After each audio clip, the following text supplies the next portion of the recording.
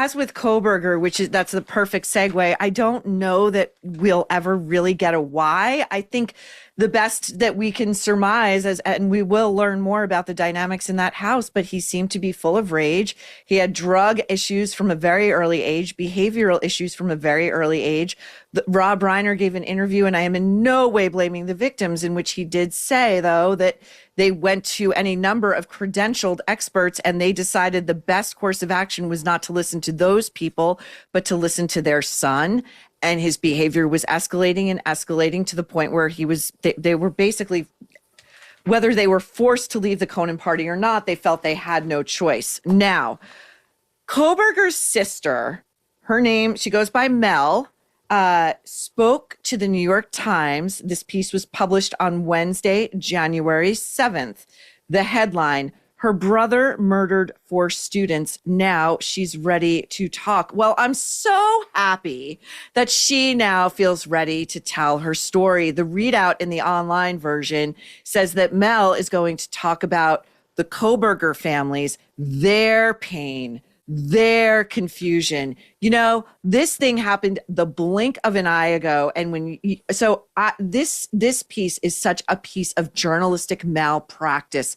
The interviewer, the guy's name is Mike Baker. He either does not know nor does he care to read in to the details of this case. But Megyn Kelly took this apart on her show this week in such an incredibly elegant, like surgical manner. And I just want to play this bit of part of her evisceration of this and then come back on the other side, Nancy, and get your thoughts. Here we go. The mother is at the center of this whole thing because while the father did not even bother to show up to the sentencing, allegedly he wasn't feeling well or was having heart trouble and Mel stayed home with him, the mother showed up. And the mother has been there for Bryan all along. When we finally got a hold of his phone records, we found out that the murders, which were done at between 4:05 and 4:20 a.m. It was in a 12-minute span, right, in that exact time frame. And he had turned off his phone from like 2:30 to 4:30 a.m. there while he committed these crimes. Then he turned his phone back on. So he gets back to his home, University of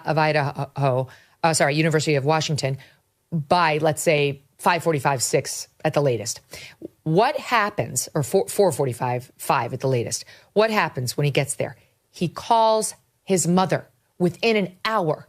We know from his phone records that at 6:13 a.m., this is within 2 hours of having hacked 4 innocents to death with a knife, just him. At 6:13 a.m., he made an attempt to call his mother. A minute later, angry that he couldn't get her, he called his dad, asking why his mother did not answer. At 6:17 a.m., he connects with his mother for 36 minutes. At 8:03 a.m., he calls his mother again and speaks to her for 54 minutes while driving back to the crime scene in Moscow, Idaho. Why was he doing that? Had she told him, make sure you go back and see about the knife sheath? Had he confessed anything to the mother? It's very hard to believe they didn't discuss it 120 minutes after he did it, when he was obviously very insistent on getting a hold of the mother in the first place. At 9 a.m., another 9-minute conversation with the mother, totaling over 3 hours of conversation that day via 5 calls, none of which is mentioned in this rehabilitative puff piece in the New York Times that did absolutely no kicking of the sisters' story or tires. What do you make of it, Nancy? Well, you've got a reporter for the New York Times doing a puff piece. That's what it is. They might as well done a fashion piece or an interior design piece about where she lived, because it did not reach the heart of what this is about. The whole reason we are here is because her brother brutally murdered 4 innocent people. At the get-go, we were led to believe that the 4 victims went to sleep and they woke up in heaven. That is not what happened. One victim was stabbed around 30 times in the face. Her teeth were stabbed out. Another victim was sliced across the jugular, and there was arterial bleeding, like a water sprinkler in that room. I find it very hard to believe the mother at least did not know anything had happened. Now, what concerns me about the article is that the sister was not cross-examined on these very critical issues, the issues that actually mattered. Now, I'll hand it to the family. They endured Kohberger and all of his bullying and all of his heroin addiction and getting him clean and getting him in school. Great.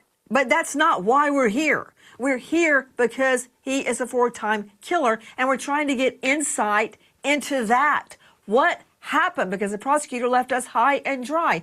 And it will be a cold day in HELL that I believe that mother did not know what was going on. I'd like to get her on cross-exam. Yes. And so, the piece, first of all, the accompanying photo to this piece, this woman has like half of her hair is blue. She is dressed in sort of a gothy, like studded black ensemble. She says she's been trying to get work in the mental health field, but then her brother murdered 4 people, and that's put her career in the toilet. She says that so the one person they did reach out to, Mike Baker and his shoe leather, Steve Goncalves, the father of Ms. Goncalves, said he had sympathy for Mr. Kohberger's sisters and the scrutiny they had endured in recent years, but he said he had lingering questions about what Mr. Kohberger's parents might have known or suspected. The sister herself, I believe, said that she had witnessed Bryan in the aftermath of the murders back at his parents' home, putting his own refuse and possibly clothing in Ziploc baggies and then depositing that in the neighbor's trash can. He was driving the same car that the FBI was looking for. And, it's like, is the one possible benefit of this piece that, like, a civil suit gets launched? Because if the mother knew and the mother was helping Bryan to cover this up, he said, according to this piece, he wrote as a young man of having no emotions. You cannot tell me that evidence of psychopathy was not there at a younger age. I'm sorry. Yes, this is not going to do anything to help Mel's career in mental health. If she lived with a spree, some say serial killer, and didn't notice anything was wrong, didn't get any clue, no forewarning that he was off the rails for all those years. Nobody knew. Yeah, that's not going to help her at all. But we've seen a previous similar attempt when Gabby Petito's family sued the family of Brian Laundrie. Laundrie murdered Gabby. Then he comes back across the country in Gabby's Ford Transit with Gabby's items, her belongings, her phone, but no Gabby. And the victim's family kept trying to call, find Gabby Petito. Where is she? She should have been back. What's happening? They wouldn't take the calls. They had nothing to do with the Petito family, desperate to find their daughter.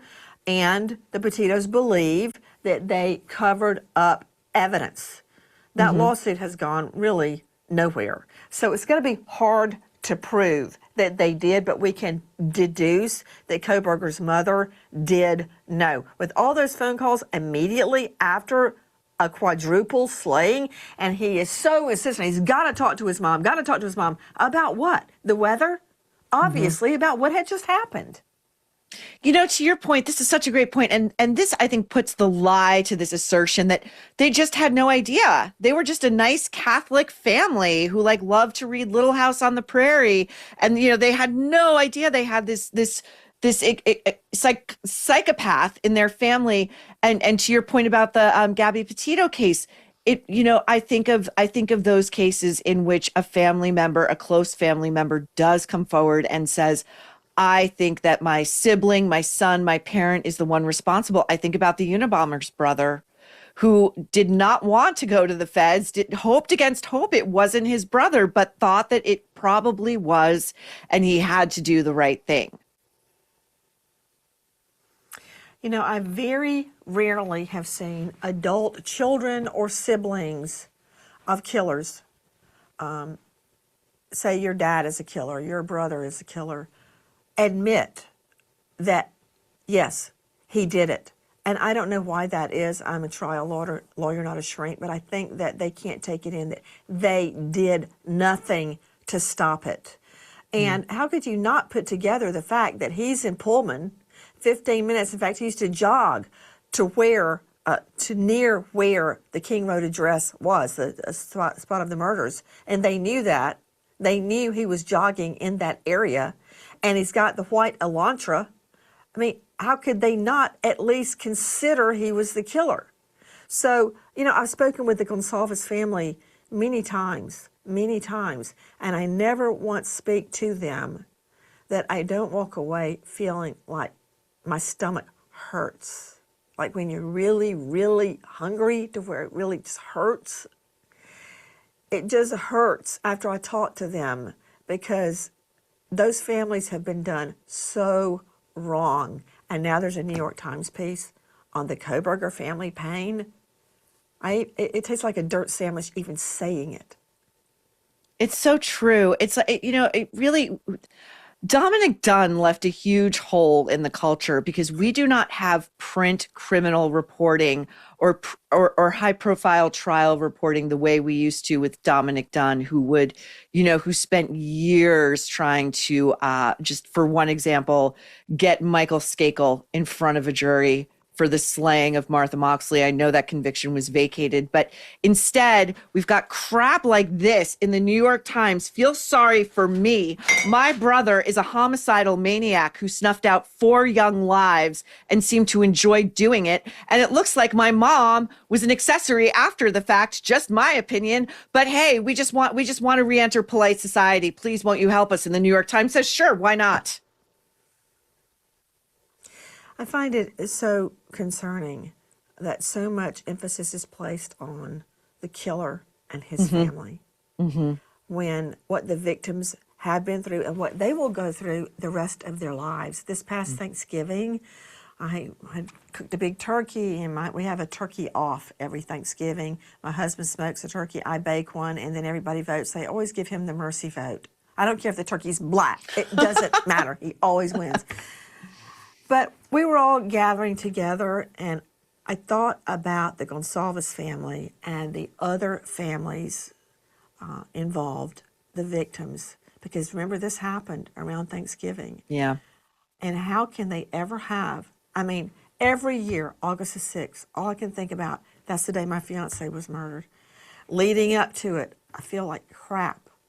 I don't know whether to cry or to scream or just try to go to sleep. And then after it, and on that day, I try, you know, because I have the twins, you know, got to try to keep my lamp lit for them. What about losing your child? Your child, your heart of your heart. And now they have to read this. I pray to God they didn't look at the New York Times. With all the power the Times has, all the influence, that's what they did. Agreed. I couldn't agree with you more. As the weather gets colder, blood pressure tends to rise due to multiple factors.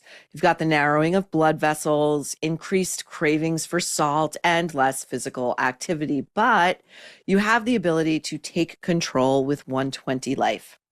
120 Life is a blend of great tasting superfruit juices that can help lower your blood pressure naturally. It is trusted by over 1,000 health professionals and used by people just like you who have seen real measurable results. You can try it yourself risk-free with their 2-week trial. Just go to 120life.com and use code NERVE, that's NERVE, to save 15%. You can track your progress with a simple blood pressure monitor. Watch your numbers drop and feel the difference. Plus, it's completely risk-free. If you don't see lower numbers in 2 weeks, you get your money back. Go to 120life.com, that's 120life.com, and remember to use code NERVE to save 15%. This is serious. This is your life we're talking about, and 120 Life can help. Don't wait. Take control of your health today.